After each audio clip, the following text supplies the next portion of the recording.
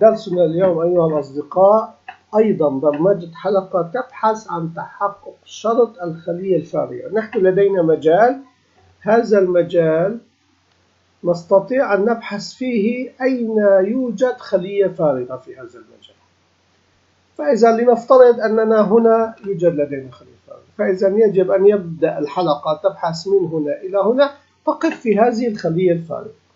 لدينا سطران، لدينا نموذجان من البحث، لكن نفس أداة البحث التي هي دو ولو، إنها تبحث في تحقق هذا الشرط. إذا تم تحقق هذا الشرط تقف البرمجة ولا تكمل في باقي الاحتمالات.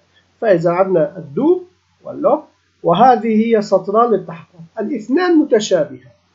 الأول يقول أننا إذا الخلية المفعلة، نحدد الخلية المفعلة ونسأل إذا كانت الخلية المفعلة فارغة.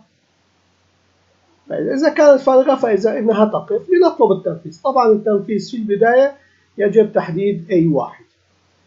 نطلب تحديد أي واحد. تم تحديد أي واحد، ثم نلاحظ أنها انتقلت إلى الخلية الثانية، وأيضا تتحقق إذا كانت فارغة لا. فإذا انتقلت إلى الخلية التي هنا سوف تقف فيه البرمجة.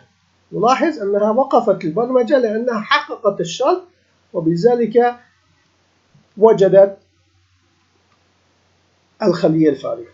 أما في السطر الثاني، النموذج الثاني، أيضا يقف فيه أي واحد وتبدأ الدو، ويكون يوجد لدينا دالة الإف. دالة الإف تقول الخلية المفعلة إذا كانت فارغة exec do، أنهي الحلقة. أما إذا لم تكن فارغة فإذا لا تنفذ هذا السطر، تأتي إلى السطر التالي الذي هو اختار الخلية التي بعدها. فإذا لنرى التنفيذ هنا، أخذت الأي واحد، انتقلت إلى الثاني، ثم انتقلت إلى الثاني. الآن سوف يتم التنفيذ وسوف يتم الإنهاء. فإذا الخلية end stop، تم تنفيذ exec do، تم إيقاف الحلقة، وتم تحقق الشرط، وتم الوقوف إلى أول خلية فارغة في هذا المجال. البرمجة بسيطة جدا وسهلة ومفيدة لعمليات بحث متقدمة. أرجو أن تكون قد أوصلت المعلومة بشكل صحيح. نلقاكم غدا. معكم مبرمج جورج جوزيف قصص.